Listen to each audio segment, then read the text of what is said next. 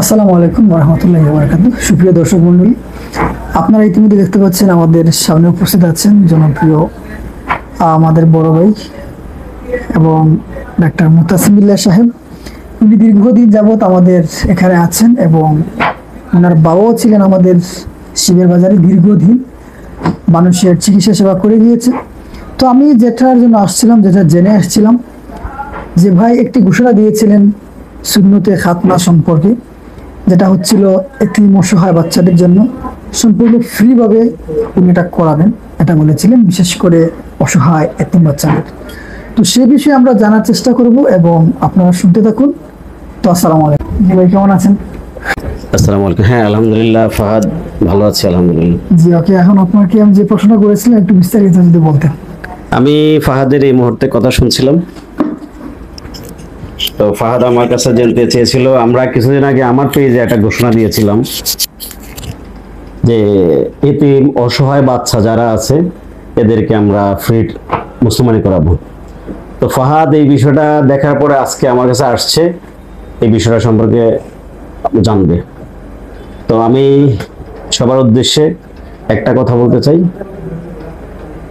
অসহায় মানুষ যারা আছে এদের পাশে যদি দাঁড়ায়, আল্লাহ তাদেরকে হেল্প করে।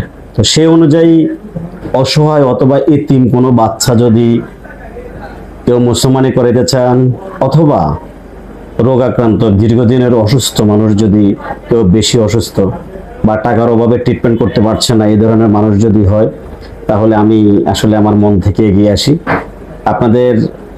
আমি তাকে সাধুবাদ জানাই যে আমার একটা ভিডিও দেখেছে, সে আসছে আজকে।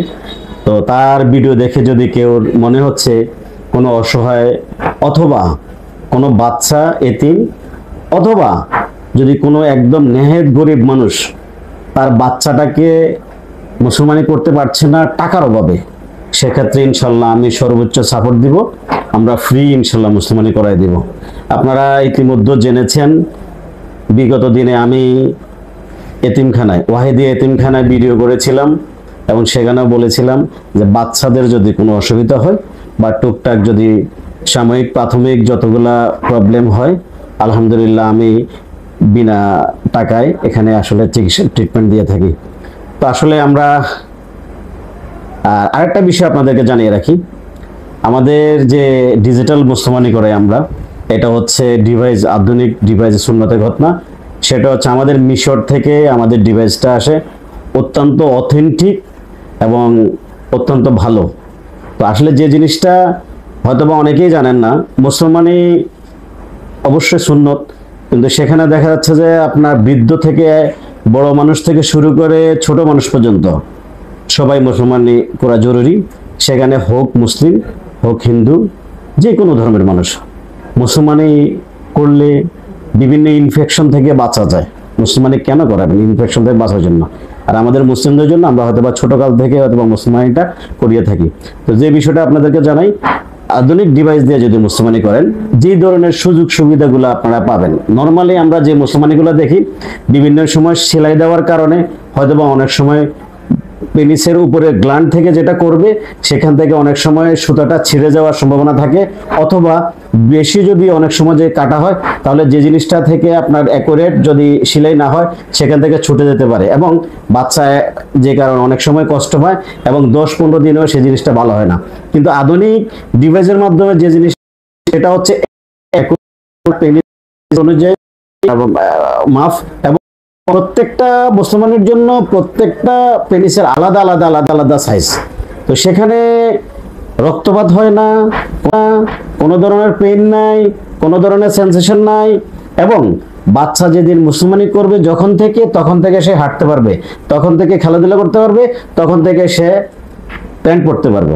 তো সেজন্য এটা আধুনিক ডিভাইসটা হচ্ছে একদম নিরাপদ বাচ্চা, এবং জিরো থেকে, আজকের যে বাচ্চার জন্ম হয়েছে জিরো থেকে একদম সব ধরনের বাচ্চার মুসলমানি করা যাবে ডিভাইসের মাধ্যমে। সুতরাং আমরা আধুনিক ডিভাইসের মধ্যে মুসলমানি করি, যদিও এখানে একটু খরচ বেশি, তারপরে এটা একদম নিরাপদ। পূর্বের যে মুসলমানিগুলো ছিল সেগুলো নিরাপদ ছিল না, তখন আধুনিক ট্রিটমেন্ট ছিল না, যে কারণে আসলে মানুষ করাইতো। কিন্তু এখন যে আধুনিক ট্রিটমেন্টের মাধ্যমে আপনার বাচ্চার হয়তোবা যদি বেশি টাকাও যায় তারপরেও ডিভাইসের মাধ্যমে মুসলমানি করবেন, এতে আপনি শতভাগ নিরাপদ থাকবেন। আল্লাহ হাফেজ। আমি আশা করি ফাহাদকে অবশ্যই তারপর যেটা বলেছিল আমাকে সেটা আমি সম্পূর্ণরূপে মানে বলার চেষ্টা করেছি ইনশাল্লাহ। ইনশাল্লাহ। তাইলে আমি যদি বলি যে যাদের তো ফ্রি দিলেন, আপনি একটা ঘোষণা দিয়েছিলেন, হ্যাঁ। যারা করাবে কত টাকা লাগতে পারে যদি যারা আমরা মুসলমানি স্বাবলম্বী যারা আছে, আপনারা আরো একটা জিনিস জানেন যে আমি প্রতি শুক্রবার একটা ভালো কাজ করে থাকি ইনশাআল্লাহ। এটা তো এটা হচ্ছে মুসলমানি এবং নাকের পলিপাসের আমি আরো একটা কাজ করাই, যে নাকের পলিপাস এবং মুসলমানি থেকে যে অর্থটা পাই সেটাই কিন্তু শুক্রবারের যে ভালো কাজটা আছে সেখানে হয়তোবা ওই কাজে মানে ব্যবহার করার চেষ্টা করি। তো সেজন্য যারা স্বাবলম্বী আছেন, যাদের সামর্থ্য আছে, তারা অবশ্যই 3000 টাকা লাগবে, খুব বেশি না। এটা কিন্তু ঢাকায় যারা এই ডিভাইসের মাধ্যমে যারা মুসলমানি করায় নিয়ার অ্যাবাউট 7000 থেকে 8000 টাকা কিন্তু খরচ হয়। অথবা আমাদের যদি স্যারদের সার্জারির ডাক্তার স্যাররা যে মুসলমানিটা করায় নর্মালি কেটে করাইলেও এখানে 5-7 টাকা খরচ হয়, কিন্তু আমাদের ডিভাইসের মাধ্যমে আমরা করাচ্ছি আধুনিকভাবে, বুঝতে সেখানে মাত্র 3000 টাকা। অসংখ্য ধন্যবাদ। আমরা শুনতে পেলাম খুবই তথ্যবহুল এবং গুরুত্বপূর্ণ আলোচনা। সবাই ভালো থাকবেন, কথা হবে অন্য কোনো ভিডিওতে। আল্লাহ হাফিজ। আসসালামু আলাইকুম ওয়া রাহমাতুল্লাহি ওয়া বারাকাতুহু। আসসালামু আলাইকুম।